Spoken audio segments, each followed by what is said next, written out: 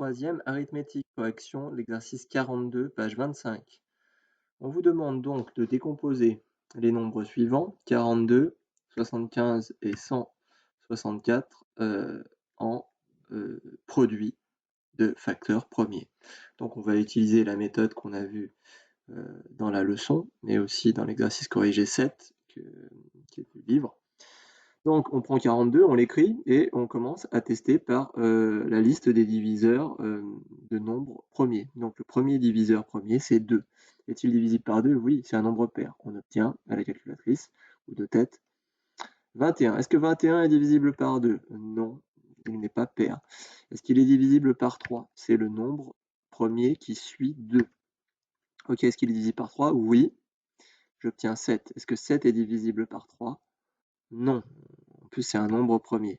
Donc, ça va aller très vite. Je dis donc, c'est pas la peine de tester 5. De toute façon, il n'est pas divisible par 5. Donc, le nombre premier après 5, c'est 7.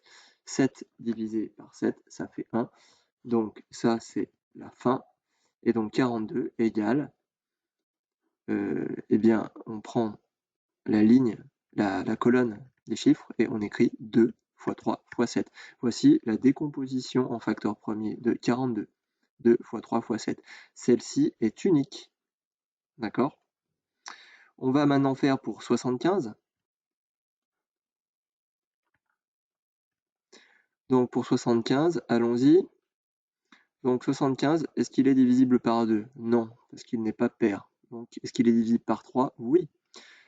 75 divisé par 3, ça fait 25. 25 est-il divisible par 3? Non. Bien sûr que non. Par contre, il est bien divisible par 5. Donc on divise par 5, on obtient 5. Et donc là, il ne nous reste plus qu'à diviser 5 par 5, on obtient 1. Conclusion, on peut décomposer 75 en 3 fois 5 fois 5. Ou autrement dit, en 3 fois 5 au carré. Ok? Et enfin, on va décomposer en produit de facteur premier 164. Allons-y. Est-ce que 164, on peut le diviser par 2? Oui. On obtient 82, qui est lui-même encore divisible par 2. On obtient 41. Par contre, 41, clairement, c'est pas divisible par 2. Ok, est-ce que c'est divisible par 3? Non. Alors, en fait, quand on voit 41, on devrait se dire, ah, mais 41, je le sais, c'est un nombre premier. On a vu la technique. Jusqu'où on va? On calcule la racine carrée de 41. Et sa racine carrée, c'est 6. Donc, ça ne sert à rien de tester un nombre premier au-delà de 6. D'accord? Donc, je teste pour 2, ok, ça ne marche pas. Je teste pour 3, je vous le dis, ça ne marche pas. 41 divisé par 3, ça ne marche pas. Vous voyez? Ça fait un nombre avec une partie décimale qui ne se termine pas. On pouvait aussi se dire, appliquer la règle, le critère de divisibilité.